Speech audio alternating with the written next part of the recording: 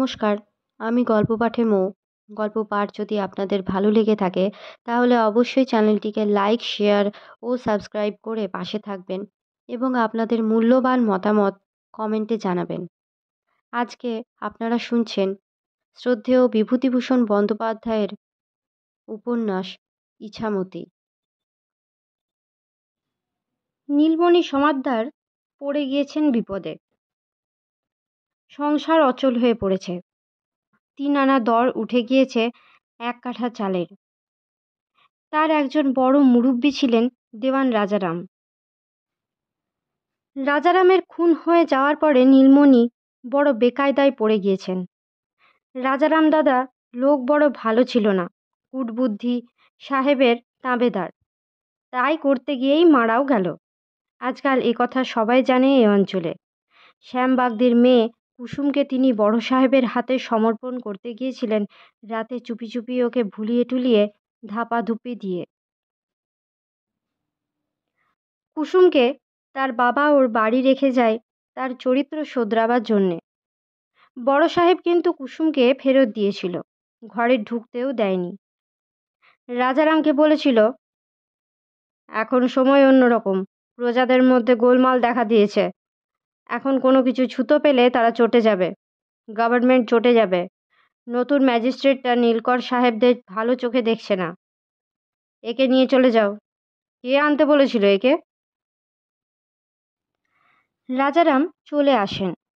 কুসুম কিন্তু সে কথা তার আত্মীয় স্বজনের কাছে প্রকাশ করে দেয়। সেজন্যে বাগদি ও দুলে প্রজারা ভয়ানক চটে যায় দেওয়ান রাজারামের উপরে। রাজারাম যে বাগদিদের দলের হাতেই প্রাণ দিলেন, এও তার একটা প্রধান কারণ। গ্রামে কোনো কথা চাপা থাকে না, এসব কথা এখন সকলেই জানে বা শুনেছে। নীলমণি সমাদ্দার শুনেছেন কান শোনার বাগদিরা এ অঞ্চলে ওদের সমাজের প্রধান। তারাই একজোট হয়ে সেই রাত্রে রাজারামকে খুন করে। বড় সাহেব যে কুসুমকে গ্রহণ না করে ফেরত দিয়েছিল, এ কথাও সবাই জেনেছিল সেই সময়ে। সাধারণের শ্রদ্ধা আকর্ষণও করেছিল সেজন্যে বড় সাহেব। যাক সেসব কথা, এখন কথা হচ্ছে নীলমণি সমাদ্দার করেন কি। স্ত্রী আন্নাকালী দুবেলা খোঁচাচ্ছেন, চাল ঘরে নেই, কাল ভাত হবে না, যা হয় করো, আমি কথা বলে খালাস। দুপুরের পর নীলমণি সমাদ্দার সেই কান শোনা গ্রামেই গেলেন। সেই অনেক দিন আগে কুঠির দাঙ্গায় নিহত রামু বাগদির বাড়ি। রামু বাগদির ছেলে হারু পাটের দড়ি পাকাচ্ছিল কাঁঠালতলায় বসে। আজকাল হারুর অবস্থা ভালো, বাড়িতে 2টো ধানের গোলা, 1 গাদা বিচুলি। হারু উঠে এসে নীলমণি সমাদ্দারকে অভ্যর্থনা করলে। নীলমণি যেন অকুলে কুল পেলেন হারুকে পেয়ে। বললেন, বাবা হারু, একটু তামাক খাওয়া দেখি। হারু তামাক সেজে নিয়ে এসে কলার পাতায় কলকে বসিয়ে খেতে দিলে। বললে, ইদিকে কোনে এলেন? ততক্ষণে নীলমণি সমাদ্দার মনে মনে একটা মতলব ঠাউরে ফেলেছেন। বললেন, তোমার কাছেই। কি দরকার? কাল রাত্রিরে একটা খারাপ স্বপ্ন দেখলাম তোর ছেলেটার বিষয়ে। নারায়ণ বাড়ি আছে, তাকে ডাক দে। একটু পরে নারায়ণ সর্দার এলো থেলো হুঁকোয় তামাক টানতে টানতে। এই নারায়ণ সর্দারই রাজারাম রায়কে খুন করবার প্রধান পাণ্ডা ছিল সেবার। দেখতে দুর্ধর্ষ চেহারা, তেমনি জোয়ান তেমনি লম্বা, এ গ্রামের মোড়ল। নীলমণি বললেন, এসো নারায়ণ, একটা খারাপ স্বপ্ন দেখে তোমাদের কাছে এলাম। তোমাদের আপন বলে ভাবি, পর বলে তো কখনো ভাবিনি। স্বপ্নটা হারুর ছেলে বাদলের সম্বন্ধে। যেন দেখলাম। এই পর্যন্ত বলেই যেন হঠাৎ থেমে গেলেন। হারু ও নারায়ণ সমস্বরে উদ্বেগের সুরে বললেন, কি দেখলেন? সে আর শুনে দরকার নেই। আজ আবার অমাবস্যে শুক্রবার। ওরে বাবা, বলেছে তদর্ধং কৃষিকর্মণি, সর্বনাশ, সে চলবে না। নারায়ণী গ্রামের সর্দার, গ্রামের বুদ্ধিমান বলে গণ্য। সে এগিয়ে এসে বললেন, তাহলে এর বিহিত কি খুড়োমশাই? নীলমণি মাথা নেড়ে বললে, আরে সেই জন্যেই তো আশা। তোমরা তো পর নও, নিতান্ত আপন বলে ভেবে এলাম চেরোডা কাল। আজ কি তার ব্যত্যয় হবে? না বাবা, তেমনি বাপে আমার জন্ম দেয়নি। এই পর্যন্ত বলেই নীলমণি সমাদ্দার আবার চুপ করলেন। নারায়ণ সর্দার ন্যায়পক্ষেই বলতে পারত যে এর মধ্যেই বাপের জন্ম দেওয়ার কথা কেন এসে পড়ল অবান্তরভাবে, কিন্তু সে সব কিছু না বুঝে সে উৎকণ্ঠার সঙ্গে বললে, তাহলে এখন এর বিহিত করতেই হবে আপনারে। মোদের কথা বাদ দেন, মোরা চোখেও দেখিনি, কানেও শুনিনি, যা হয় করো আপনি। নীলমণি বললেন, কিন্তু বড্ড গুরুতর ব্যাপার, সরঙ্গ মাতৃ সাধন করতে হবে কি না? আজ কি বার? র শুক্র, শনি, রবিবারে হলো দ্বিতীয়, শুক্লপক্ষের দ্বিতীয়। ঠিক হয়ে গিয়েছে, দাঁড়াও ভেবে দেখি। নীলমণির মুখখানা যেন এক জটিল সমস্যার সমাধানে চিন্তাকুল হয়ে পড়ল। তাকে নিরুপদ্রব চিন্তার অবকাশ দেওয়ার জন্যে দুজনে চুপ করে রইল, মামা ও ভাগ্নে। অল্পক্ষণ পরে নীলমণির মুখ উজ্জ্বল দেখালো। বললেন, হয়েছে। যাবে কোথায়? কি খুড়োমশাই? কিছু বলবো না, খোকার কপালে ঠেকিয়ে দুটো মাসকলাই আমাকে দাও দেখি। হারু দৌড়ে গিয়ে কিছুক্ষণ বাদে দুটি মাসকলাইয়ের দানা নিয়ে এসে নীলমণির হাতে দিল। সে দুটি হাতে নিয়ে নীলমণি প্রস্থানোদ্যত হলো। হারু ও নারায়ণ ডেকে বললে, সে কি চললেন যে? এখন যায়, বুধবার অষ্টোত্তরী দশা, সরঙ্গ হোম করতে হবে এই মাসকলাই দিয়ে, নিঃশেষ ফেলবার সময় নেই। খুড়োমশাই দাঁড়ান, দু কটা সোনা মুখ নিয়ে যাবেন না বাড়ির জন্যে? সময় নেই বাবা, এখন হবে না, কাল সকালে আগে মাদুলি নিয়ে আসি, তারপর অন্য কথা। পথে নেমে নীলমণি সমাদ্দার হনহন করে পথ চলতে লাগলেন। মাছ গেঁথে ফেলেছেন, এই করে তিনি সংসার চালিয়ে এসেছেন, আজ এ গায়ে কাল ও গায়ে। তবে সব জলে ডাল সমান গলে না। গায়ের ধারের রাস্তায় দেখলেন তাদের গ্রামের ক্ষেত্রঘোষ এক ঝুড়ি বেগুন মাথায় নিয়ে বেগুনের ক্ষেত থেকে ফিরছে। রাস্তাতে তাকে পেয়ে ক্ষেত্র বেগুনের বোঝা নামিয়ে গামছা ঘুরিয়ে বাতাস খেতে খেতে বললে, বড্ড খরগোশের উপদ্রব হয়েছে, বেগুনের জালি যদি পড়েছে তবে দেখো আর নেই। 2 বিঘে জমিতে মোটেই 10 গন্ডা বেগুন, এরকম হলে কি করে চলে? একটা কিছু করে দেন দিনি, আপনাদের কাছে যাব ভেবেছিলাম। নীলমণি বললেন, তোর ব্যবস্থা হয়ে যাবে, একটা হত্যুকি নিয়ে আমার বাড়ি যাবা আজ রাত্রি 2 দণ্ডের সময়। আজ অমাবস্যে, ভালোই হলো। বেশ যাবানি, হাদে দুটো বেগুন নিয়ে যাবা? তুমি যখন যাবা তখন নিয়ে যেও, বেগুন আর আমি বইতে পারবো না। বাড়ির ভেতরে ঢুকবার আগে কাদের গলার শব্দ পেলেন বাড়ির মধ্যে। কে কথা বলে? হুম, বাড়ির মধ্যে কেউ তো যাবে না। বাড়ি ঢুকতেই ওর পুত্রবধূ ছুটে এলো দোরের কাছে, বললে, বাবা। কি? বাড়িতে কারা কথা কইছে বৌমা? চুপ চুপ, সরোজিনী পিসি এসেছেন ভাড়ার কোলা থেকে, তার জামাই আর মেয়ে নিয়ে, সঙ্গে দুটো ছোট নাতনি।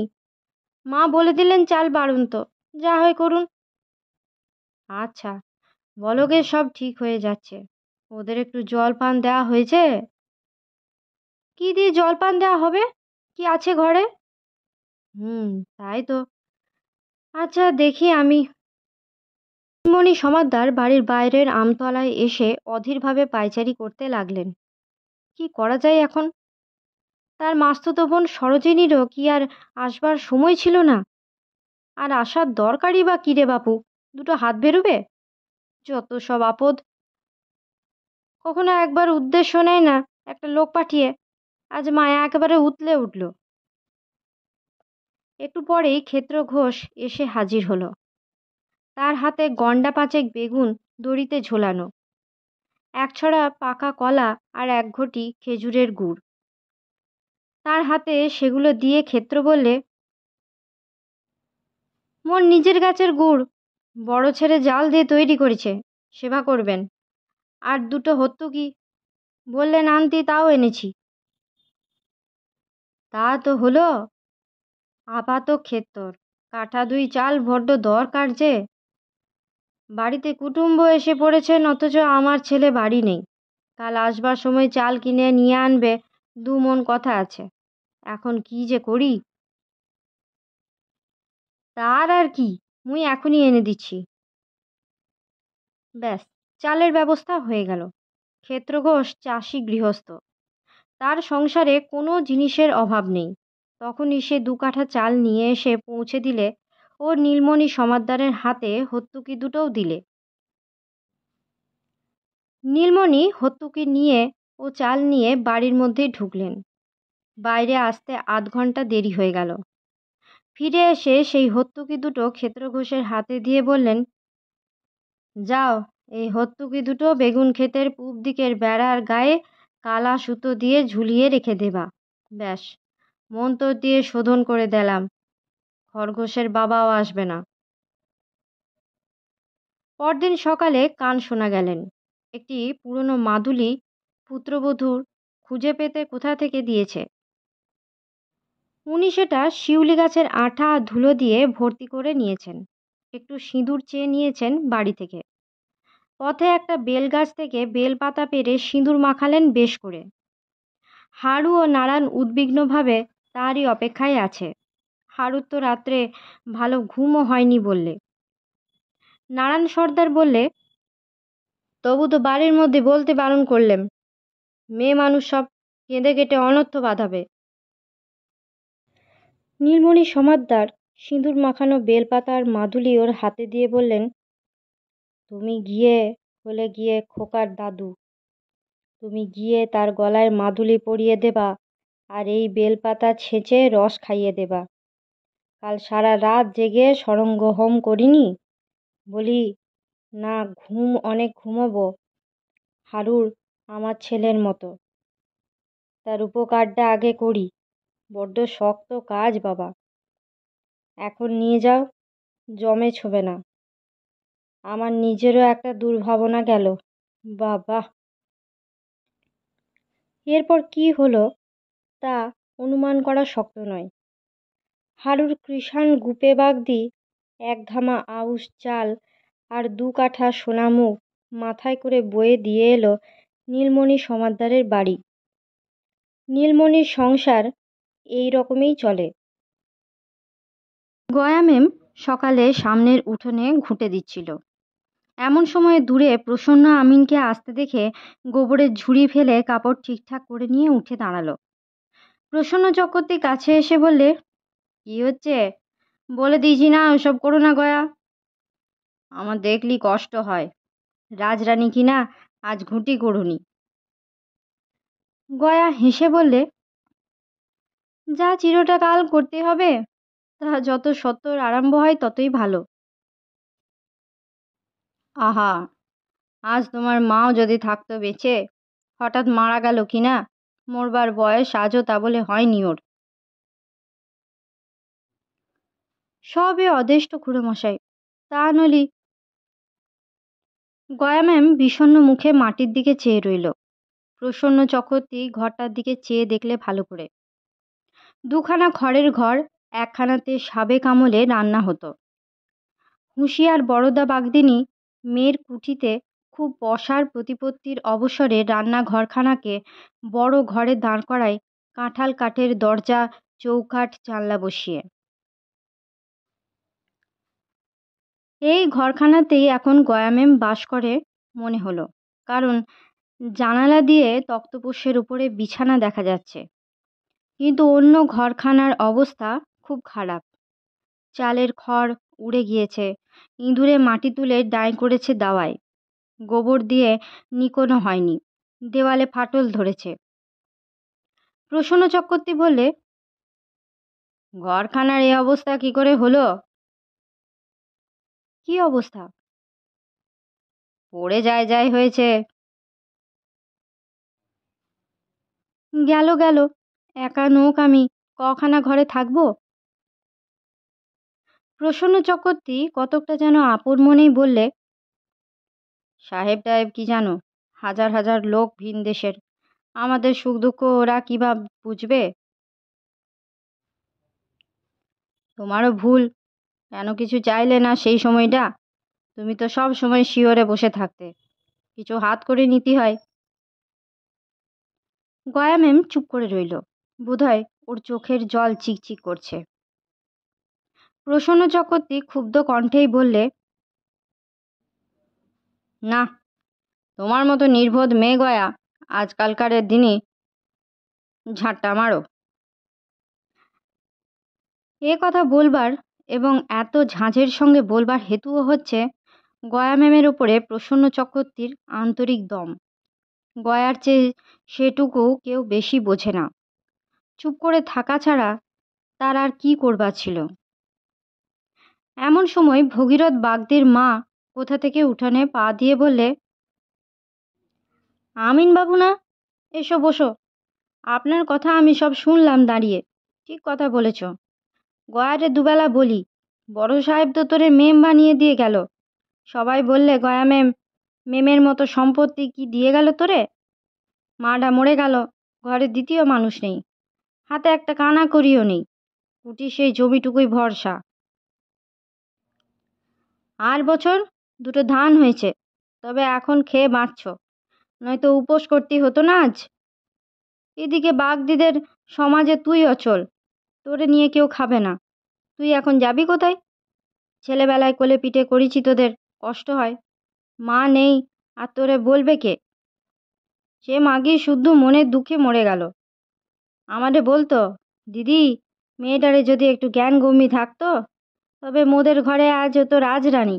তা না, শুধু হাতে ফিরে এলেন নীলকুঠি থেকে। গয়া যুগপৎ খোঁচা খেয়ে একটু মরিয়া হয়ে উঠল, বললে, আমি খাই না খাই তাতে তোমাদের কি? বেশ করেছি আমি, যা ভালো বুঝেছি করেছি। ভগীরথের মা মুখ ঘুরিয়ে চলে যেতে উদ্যত হলো। যাবার সময় বললে, "উম, মনটা পড়ে তাই বলি, তুই হলি চিরকালের একগুঁয়ে আপদ, তোরে আর আমি জানি নে। যখন সাহেবের হাতে জাত খোয়ালি, সেই সঙ্গে একটা ব্যবস্থাও করে নে। ওর মা কি সোজা কান্না কেঁদেছে এই একটা বছর? তোর হাতে জল পর্যন্ত কেউ খাবে না পাড়ায়।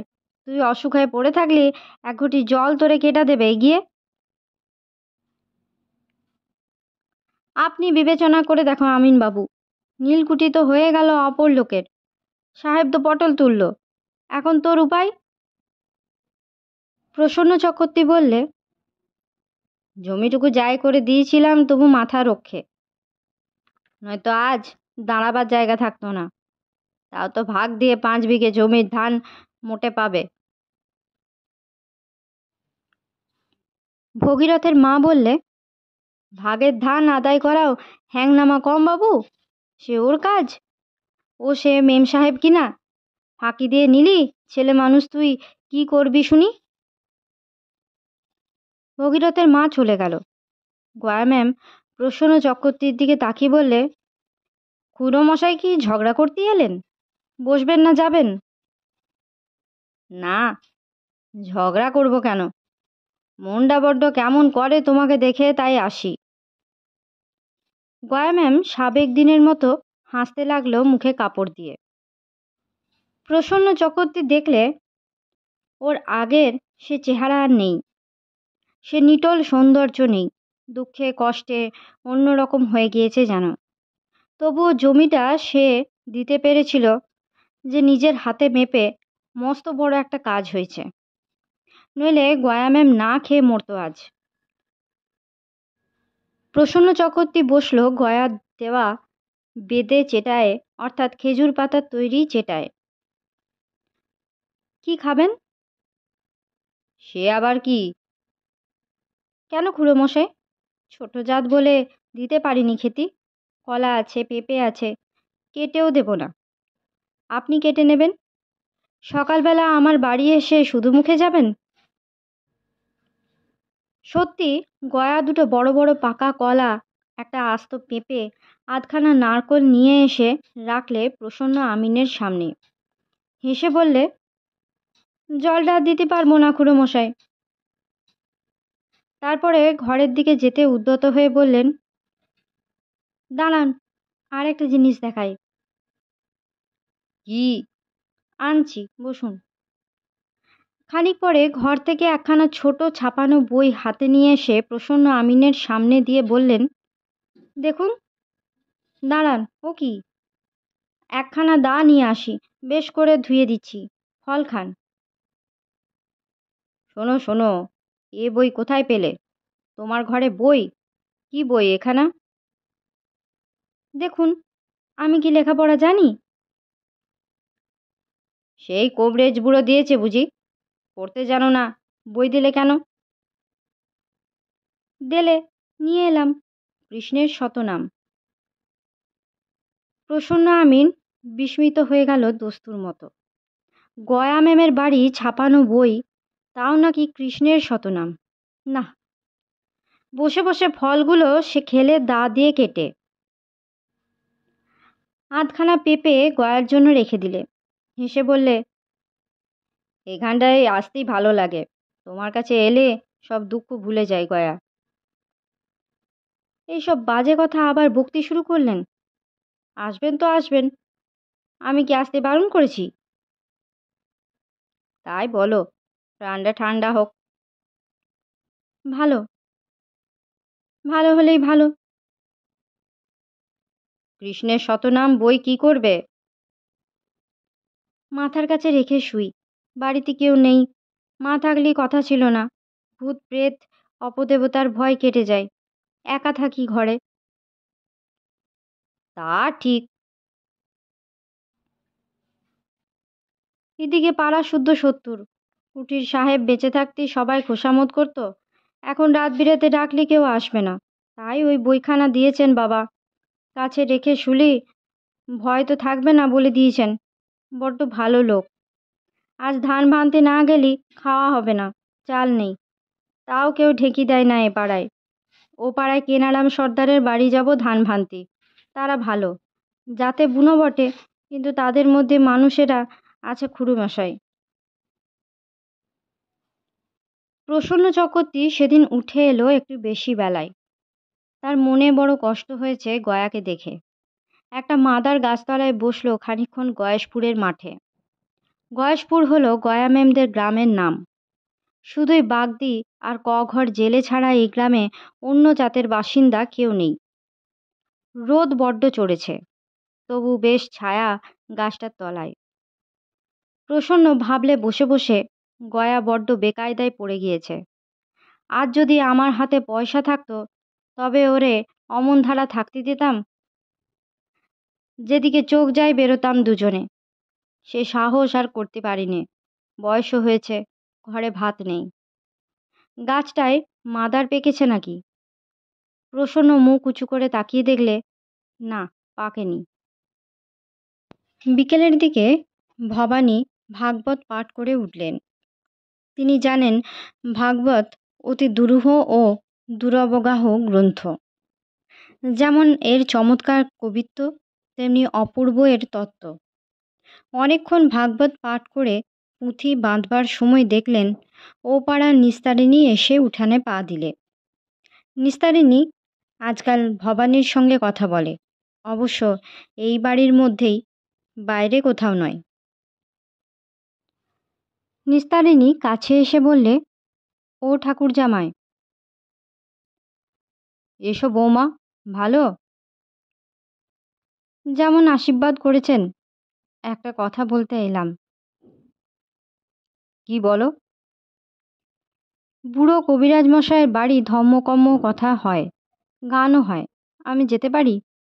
আমার বড্ড ইচ্ছে করে। না বৌমা, সে হলো গায়ের বাইরের মাঠে, সেখানে কেউ যায় না। আচ্ছা, দিদি গেলি? তোমার দিদিও যায় না। যদি আমি তার ব্যবস্থা করি? সেখানে গিয়ে তুমি কি করবে? আমার ভালো লাগে। দুটো ভালো কথা কেউ বলে না এই গাঁয়ে। তবু একটু গান হয়, ভালো বই পড়া হয়, আমার বড্ড ভালো লাগে। তোমার শ্বশুরবাড়িতে শাশুড়ি কি তোমার স্বামীর মত নিয়েছ? উনি মত দেবেন। মা মত দেন কি না দেন, বুড়ি বড় ঝানু, না দিলে তো বয়েই গেল। আমি যাব ঠিক। ছি, ওই তো তোমার দোষ বৌমা, অমন করতে নেই। আপনার মুখে শাস্তর পাঠ শুনবার বড্ড ইচ্ছে আমার। পরে একটু অভিমানের সুরে বললে, তা তো আপনি চাননি, সে আমি জানি। কি জানো? আপনি পছন্দ করেন না যে আমি সেখানে যাই।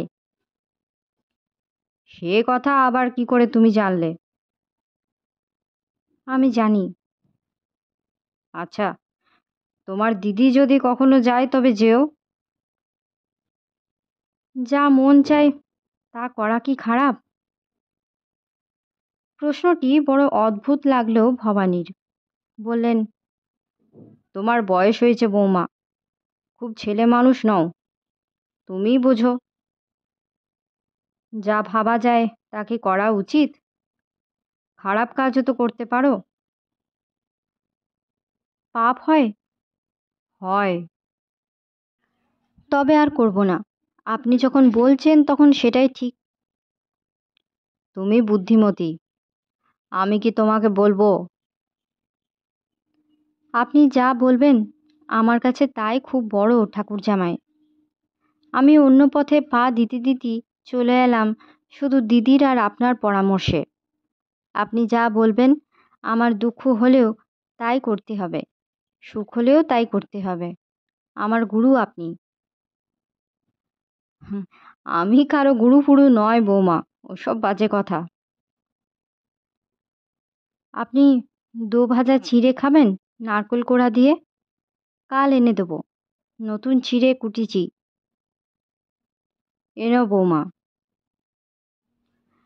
এই সময়ে খোকা খেলা করে বাড়ি ফিরে এলো। মাকে বললে, মা, নদীতে যাবে না? ওর মা বললে, ও মা, তুই কোথায় ছিলি এতক্ষণ? কপাটি খেলছিলাম হাবুদের বাড়ি। চলো যাই। আমি ছুটে এলাম সেই জন্যে, এসে ইংরেজি পড়ব, পড়তে শিখে গিয়েছি।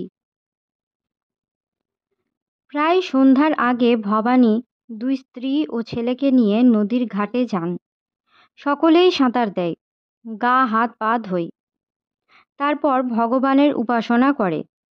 খোকা এই নদীতে গিয়ে স্নান ও উপাসনা এত ভালোবাসে যে প্রতি বিকেলে মাদের ও বাবাকে ওই নিয়ে যায় তাগাদা দিয়ে। আজও সে গেল ওদের নিয়ে, উপরন্তু গেল নিস্তারিণী। সে নাছোড়বান্দা হয়ে পড়ল, তাকে নিয়ে যেতেই হবে। ভবানী নিয়ে যেতে চান না বাইরের কোনো তৃতীয় ব্যক্তিকে। তিনি অস্বস্তি বোধ করেন। ভগবানের উপাসনা এক হয় নিভৃতে, নতুবা হয় সমধর্মী মানুষদের মধ্যে। তিলু বিশেষ করে তাকে অনুরোধ করলে নিস্তারিণীর জন্যে। সকলে স্নান শেষ করলে। শেষ সূর্যের রাঙা আলো পড়েছে ওপারের কাশবনে। সাঁই বাবলা ঝোপের মাথায় জলচর পক্ষীরা ডানায় রক্ত সূর্যের শেষ আলোর আবির মাখিয়ে পশ্চিম দিকের কোনো বিল বাঁওড়ের দিকে চলেছে, সম্ভবত নাকাশিপাড়ার নিচে শামটার বিলের উদ্দেশ্যে। ভবানী বললেন, বৌমা, ওদের দেখা দেখে হাত জোর করো, তারপর মনে মনে যা মুখে বলো কিংবা শুধু শুনে যাও। ওং যো দেবা অগ্নৌ য অপ্সু যো বিশ্বং ভুবনং আবিবেশ যঃ ওজধীষু যো বনস্পতিষু দেবায় তস্मै নমো নমঃ। অর্থাৎ, যিনি অগ্নিতে, যিনি জলেতে, যিনি শোভনীয় ক্ষিতিতলেতে, যিনি তৃণতরু ফুল ফলেতে, তাহারে নমস্কার। যিনি অন্তরে, যিনি বাহিরে, যিনি যেদিকে যখন চাহিবে, তাহাকে নমস্কার। খোকাও তার মা বাবার সঙ্গে সুললিত কণ্ঠে এই মন্ত্রটি গাইলে। তারপর ভবানী বাড়ুজ্যে বললেন, খোকা, এই পৃথিবী কে সৃষ্টি করেছে? খোকা নাম তার অঙ্ক মুখস্থ বলবার সুরে বললে, ভগবান। তিনি কোথায় থাকেন? সব জায়গায় বাবা। আকাশেও? সব জায়গায়। কথা বলেন? হ্যাঁ বাবা। তোমার সঙ্গেও বলবেন? হ্যাঁ বাবা। আমি চাইলে তিনিও যান, আমি ছাড়া নন তিনি। এসব কথা অবশ্যই ভবানীই শিখিয়েছেন ছেলেকে। ছেলেকে বিশেষ কোনো বৃত্ত তিনি দিয়ে যেতে পারবেন না। তার বয়স হয়েছে। এই ছেলেকে নাবালক রেখেই তাকে বিদায় নিয়ে চলে যেতে হবে মহাপ্রস্থানের পথে। কী জিনিস তিনি দিয়ে যাবেন একে? আজকার অবোধ বালক তার উত্তর জীবনের জ্ঞান বুদ্ধির আলোকে একদিন পিতৃদত্ত যে সম্পদকে মহামূল্য বলে ভাবতে শিখবে, চিনতে শিখবে, বুঝতে শিখবে। ঈশ্বরের অস্তিত্বে বিশ্বাস, ঈশ্বরের প্রতি গভীর অনুরাগ, এর চেয়ে অন্য কোনো বেশি মূল্যবান সম্পদের কথা তার জানা নেই। খুব বেশি বুদ্ধির প্যাঁচের দরকার হয় না, সহজ পথে সহজ হয়েই সেই সহজের কাছে পৌঁছানো যায়। দিনের পর দিন এই ইছামতির তীরে বসে এই সত্যই তিনি উপলব্ধি করেছেন। সন্ধ্যায় এই কাশবনে সাঁই-বাবলার ডালপালায় রাঙা ঝোপটি ম্লান হয়ে যেত। প্রথম তারাটি দেখা দিত তার মাথার ওপরকার আকাশে, ঘুঘু ডাকত দূরের কাশবনে, বন শিম ফুলের সুগন্ধ ভেসে আসত বাতাসে। তখনই এই নদীতটে বসে কতদিন তিনি আনন্দ অনুভূতির পথ দিয়ে এসে তার মনের গহন গভীরে প্রবেশ করতে দেখেছিলেন এই সত্যকে, এই চিরপুরাতন অথচ চিরনবীন সত্যকে। বুঝেছেন এই সত্যটি যে ভগবানের আসল তত্ত্ব শুধু স্বরূপে সীমাবদ্ধ নয়, স্বরূপ ও লীলাবিলাস দুটো মিলিয়ে ভগবত তত্ত্ব, কোনোটা ছেড়ে কোনোটা পূর্ণ নয়। এই শিশু এই নদীতীর সেই তত্ত্বেরই অন্তর্ভুক্ত জিনিস। সে থেকে পৃথক নয়, সেই মহা একের অংশ মাত্র। নিস্তারিণী খুব মুগ্ধ হলো। তার মধ্যে জিনিস আছে, কিন্তু গৃহস্থ ঘরের বউ শুধু রাঁধা খাওয়া ঘর সংসার নিয়েই আছে। কোনো একটু ভালো কথা কখনো শোনে না, এমন ধরনের ব্যাপার সে কখনো দেখেনি। তিলুকে বললে, দিদি আমি আসতে পারি? কেন পারবি নে? ঠাকুর জামাই আসতে দেবেন? না, তোকে মারবে এখন। আমার বড্ড ভালো লাগলো আজ। কে এসব কথা এখানে শোনাবে দিদি? আমার জন্যে শুধু ঝ্যাঁটা আর লাথি, শুধু শ্বশুরবাড়ির গালাগাল দুবেলা। তাও কি পেট ভরে দুটো খেতেই পায়? হ্যাঁ পাপ করেছি, স্বীকার করছি। তখন বুদ্ধি ছিল না। যা করেছি তার জন্যই ভগবানের কাছে বলি, আমারে আপনি যা শাস্তি দেবেন দেবেন। থাক ওসব কথা, তুই রোজ আসবি যখন ভালো লাগবে। ঠাকুর জামাই দেবতার তুল্য মানুষ, এদিগরে অমন মানুষ নেই। আমার বড্ড সৌভাগ্যী যে তোমাদের সঙ্গ পেলাম। ঠাকুর জামাইকে একদিন নেমন্তন্ন করে খাওয়াতেই বড্ড ইচ্ছে করে। তা খাওয়াবি, ওর আর কি। আমার যে বাড়ি সেরকম না, জানোই তো সব। লুকিয়ে লুকিয়ে একটু তরকারি নিয়ে আসি, কেউ জানতে পারে না। জানলেই কত কথা উঠবে। আমাকে কি নীলুকে সেই সঙ্গে নেমন্তন্ন করিস, কোনো কথা উঠবে না। ওরা ঘাটের উপরে উঠেছে, এমন সময় দেখা গেল সেই পথ বেয়ে রামকানাই কবিরাজ এদিকে আসছেন। রামকানাই ভিন গাঁ থেকে রোগী দেখে ফিরছেন, খালি পা, হাঁটু অবধি ধুলো, হাতে একটা জড়িবুটি ওষুধের পুঁটুলি। তিলু পায়ের ধুলো নিয়ে প্রণাম করলে, দেখা দেখি নিস্তারিণীও করলে। রামকানাই সংকুচিত হয়ে বললেন, ও কি দিদি, ওসব করো না, আমার বড্ড লজ্জা করে। চলো সবাই আমার কুঁড়েতে, আজ যখন বালুজ্জে মশাইকে পেয়েছি তখন সন্ধেটা কাটবে ভালো। রামকানাই চক্রবর্তী থাকেন চরপাড়ায়। এই গ্রামের উত্তর দিকের বড় মাঠ পার হলেই চরপাড়ার মাঠ। তিলু নিস্তারিণীকে বললে, তুই ফিরে যা বাড়ি, আমরা যাচ্ছি চরপাড়ার মাঠে। আমিও যাব।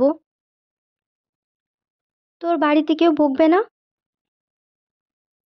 বকলে তো বয়েই গেল, আমি যাব ঠিক। চলো, ফিরতে কিন্তু অনেক রাত হবে বলে দিচ্ছি। তোমাদের সঙ্গে গেলে কেউ কিছু বলবে না, বললেও আমার তাতে কলা, ওসব মানি না আমি। অগত্যা ওকে সঙ্গে নিতেই হলো। রামকানাইয়ের বাড়ি পৌঁছে সবাই মাদুর পেতে বসল। রামকানাই রেডি তেলের দোতলা পিদিম জ্বাললেন, তারপর হাত পা ধুয়ে এসে বসে সন্ধ্যান্নি করলেন। ওদের বললেন, একটু কিছু খেতেই হবে। কিছুই নেই, দুটো চাল ভাজা। মা লক্ষ্মীরা মেখে নেবে না আমি দেবো? সামান্য জলযোগ শেষ হলে রামকানাই নিজে চৈতন্য চরিতামৃত পড়লেন এক অধ্যায়। গীতাপাঠ করলেন ভবানী।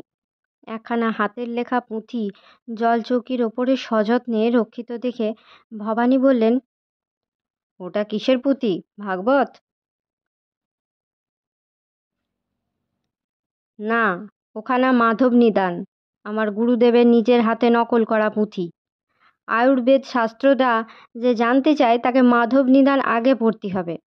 বিজয় রক্ষিতকৃত টিকা সমেত পুঁথি ওখানা। বিজয় রক্ষিতের টিকা দুষ্প্রাপ্য, আমার ছাত্র নিমাইকে পড়ায়, সে কদিন আসছে না, জ্বর হয়েছে। পুঁথিখানা রামকানাই ভবানীর সামনে মেলে ধরলেন। মুক্তোর মতো হাতের লেখা, 50-60 বছর আগেকার তুলট কাগজের পাতায় এখনো যেন জল জল করছে। পুঁথির শেষের দিকে সেকেলে শ্যামা সঙ্গীত, ওগুলো বোধহয় গুরুদেব মহানন্দ কবিরাজ স্বয়ং লিখেছিলেন। ভবানীর অনুরোধে তা থেকে একটা গান গাইলেন রামকানাই খুব খারাপ গলায়। তারপর ভবানীও গাইলেন একখানা কবি দাশরথী রায়ের বিখ্যাত গান, শ্রীচরণে ভারও একবার গা তোলো হে অনন্ত। রামকানাই কবিরাজের বড় ভালো লাগলো গান শুনে। চোখ বুজে বললেন, আহা কি অনুপ্রাস! উঠে বার ভুবন জীবন, এ পাপ জীবনের জীবনান্ত। আহা! উৎসাহ পেয়ে ভবানী বাড়ুজ্যে তিলুকে নিয়ে আর একখানা গান গাওয়ালেন দাশরথী রায় কবির। তিলুর গলা মন্দ নয়। রামকানাই কবিরাজ বললেন, আগে চমৎকার লিখেছে দাশরথী রায়, কোথায় বাড়ি এর? না, এমন অনুপ্রাস, এমন ভাষা কখনো শুনিনি। বাহ বাহ! আমাকে লিখে দেবেন গানটা? ঈশ্বর দত্ত ক্ষমতা না থাকলে এমন লেখা যায় না। আহা হা! ভবানী বললেন,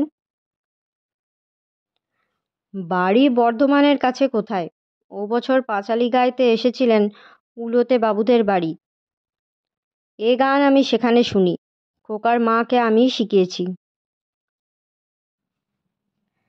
আর দু একখানা গানের পর আসর ভেঙে দিয়ে সকলে জ্যোৎস্নার মধ্যে দিয়ে পাঁচপোতা গ্রামের দিকে রওনা হলো। চরপাড়ার বড় মাঠটা জ্যোৎস্নায় ভরে গিয়েছে, খালের জল চকচক করছে চাঁদের নিচে। ভবানী বাড়ুজ্যে খালটা দেখিয়ে বললেন, ওই দেখো তিলু, তোমার দাদা যখন নীলকুঠির দেওয়ান তখন এই খালের বাঁধাল নিয়ে দাঙ্গা হয়, তাতে মানুষ খুন করে নীলকুঠির লেঠেলরা, সেই নিয়ে খুব হাঙ্গামা হয় সেবার। হঠাৎ একটা লোককে মাঠের মধ্যে দিয়ে জোরে হেঁটে আসতে দেখে নিস্তারিণী বলে উঠল, ও দিদি, কে আসছে দেখো। ভবানী বললেন, বড্ড নির্জন জায়গা, দাঁড়াও সবাই একটু। লোকটার হাতে একখানা লাঠি, সে ওদের দিকে তাক করেই আসছে, এটা বেশ বোঝা গেল। সকলেরই ভয় হয়েছে তখন লোকটার গতিক দেখে। খুব কাছে এসে পড়েছে সে তখন। নিস্তারিণী বলে উঠল, ও দিদি, খোকার হাত ধরো, ঠাকুর জামাই, আর এগোবেন না। লোকটা ওদের সামনে এসে দাঁড়ালো। পরক্ষণেই ওদের দিকে ভালো করে তাকিয়ে দেখে বিস্ময় ও আনন্দের সুরে বলে উঠল, এ কি দিদিমণি, ঠাকুর জামাই যে, এই যে খোকা। তিলুও ততক্ষণে লোকটাকে চিনেছে, বলে উঠল, হলা দাদা, তুমি কোত্থেকে? হলা পেকে কি যেন একটা ভাব গোপন করে ফেললে সঙ্গে সঙ্গে। ইতস্তত করে বললে, এই যাচ্ছিলাম চর পাড়ায় মোর, এই তো। দাঁড়ান সবাই, পায়ের ধুলো দেন একটুখানি। হলা পেকের কিন্তু সে চেহারা নেই। মাথার চুল সাদা হয়ে গিয়েছে কিছু কিছু, আগের তুলনায় বুড়ো হয়ে পড়েছে। তিলু বললে, এতকাল কোথায় ছিলে হলা দাদা? কত কাল দেখিনি। হলা পেকে বললে, সরকারের জেলে। আবার জেলে কেন? হাবিবপুরে বিশ্বাসদের বাড়ি ডাকাতি হইল। ফাঁড়ির দারোগা মোড়ে আর অঘর মুচিকে ধরে নিয়ে গেল, বললে তোমরা করেছ। করনি তুমি সে ডাকাতি, করনি। হলা পেকে চুপ করে রইল। তিলু ছাড়বার পাত্রী নয়, বললে, তুমি নির্দোষী? না, করলাম। অগর দাদা কোথায়? জেলে মরে গিয়েছে। একটা কথা বলবো? কি? আজ কি মনে করে লাঠি হাতে আমাদের দিকে আসছিলে এই মাঠের মধ্যে? ঠিক কথা বলো, যদি আমরা না হতাম। হলা পেকে নিরুত্তর। তিলু মোলায়েম সুরে বললে, হলা দাদা। কি দিদি? চলো আমাদের বাড়ি, এসো আমাদের সঙ্গে।